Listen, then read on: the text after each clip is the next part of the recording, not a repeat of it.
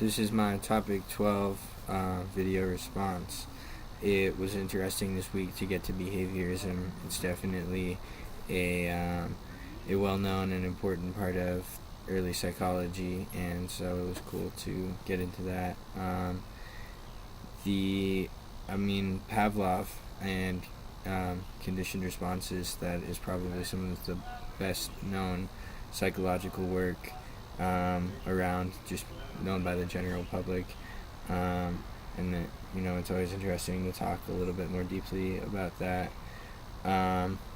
Watson is who I wrote about for my lecture response, and I talked about how behaviorism, I think, did hold psychology back to some extent, because studying mental processes and biases is a huge part of what psychology is today. And I understand that at the time they lacked the tools to do it, and that they had a scientific emphasis, and so because they couldn't study it, they of course didn't emphasize it.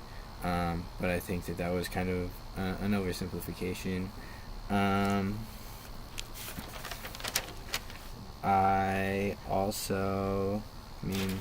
Obviously Thorndike and Skinner were hugely influential. I thought it was interesting in the lecture when they talked about the air cribs that he had and how people thought that it was part of an experiment.